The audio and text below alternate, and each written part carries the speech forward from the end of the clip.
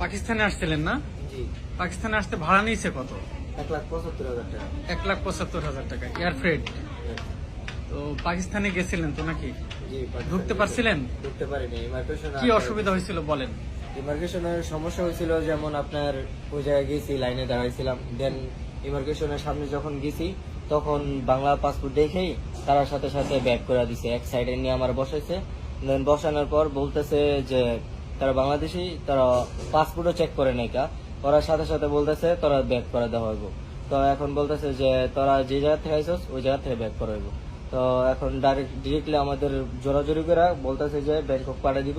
তারপরে এই অবস্থার ভিতরে আমাদের পাশে নিয়ে বলতেছে যে ইশারাতে বলতেছে যে কিছু টাকা দিয়ে তোদেরকে ছেড়ে দিই, হ্যাঁ, যে তারা বার করে দিই। তো এখন আর টাকা, তারপর আমরা চারজনে মিলা, যেমন আমাদের টাকা $400 দাবি করছিল একজন জনপ্রতি। তো আমরা চারজনে মিলা $400 দিছি। দেওয়ার পরও তারা করছে কি ওইটা নিয়ে আমাদের জোরাজোরি করে জোর জবরদস্তি করে যে বিমানে নিয়ে তুলে দিছে। এই যে তারপর যখন বিমানে আমরা টাকা দাবি করছি যে আমরা যে টাকা দিছি ওই টাকা দিয়ে ব্যাক করে দাও, ওই টাকা দেয় না দেখা, তারপর আমরা জোরাজোরি আমরা টাকার কথা বলছি দেখা, দেন আমাদের অত্যাচার করা হয়েছে, আমাদের মারধর করা হয়েছে। মারছে কারে? আমারে মারছে। আপনারা মারছে কেন? মারছে যে টাকা চাইছি, যে ডলারটা দিছি, যে ডলারটা দিছিলাম ওই ডলারটা চাইছি দেখে আমাদের মারধর করছে।